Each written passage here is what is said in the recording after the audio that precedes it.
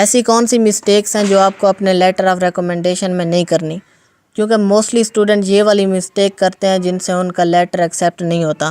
اگر ایکسیپٹ ہو بھی جائے تو پھر اس کا امپریشن اچھا نہیں پڑتا۔ تو اس والی ویڈیو میں آپ کو سارا گائیڈ کروں گا کہ آپ نے کیسے ایک گڈ لکنگ لیٹر اپنے پروفیسر سے بنوانا ہے، اور یہ بھی گائیڈ کروں گا کہ وہ کون سی مسٹیکس ہیں جن سے آپ نے بالکل بچنا ہے، جس سے آپ کا امپریشن اچھا پڑے۔ اگر ہم پہلی مسٹیک کی بات کریں تو موسٹلی اسٹوڈنٹ یہ والی مسٹیک کرتے ہیں۔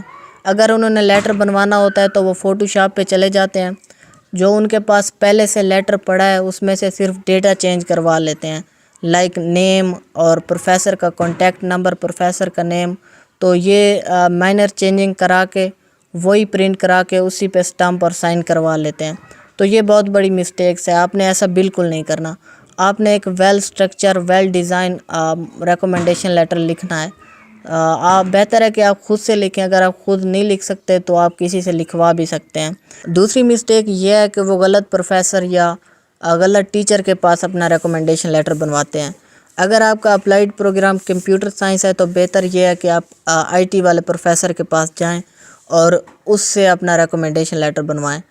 تو اس کے بعد یہ ہے کہ آپ نے ایسوسیٹ پروفیسر کے پاس جانا ہے، پروفیسر کے پاس نہیں جانا، کیونکہ ایسوسیٹ پروفیسر آپ کو لیکچر دیتے ہیں، وہی آپ کو پڑھاتے ہیں۔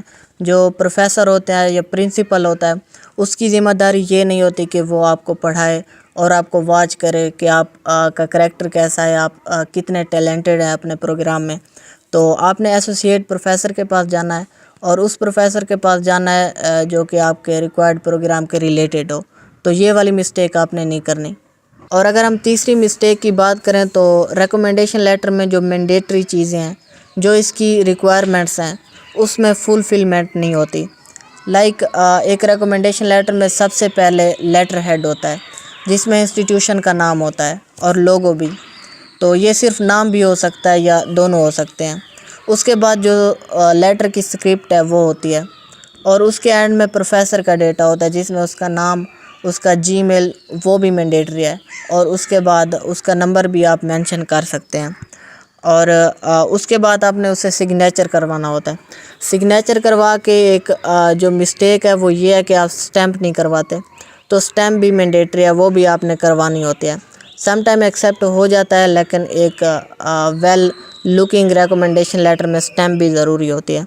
تو یہ ساری مسٹیکس تھی جو ایک ریکمنڈیشن لیٹر میں موسٹلی اسٹوڈنٹ کرتے ہیں، جو کہ آپ نے اس سے ایوائڈ کرنا ہے، اور آپ نے ایک ویل لکنگ ریکمنڈیشن لیٹر اپنے پروفیسر سے لینا ہے۔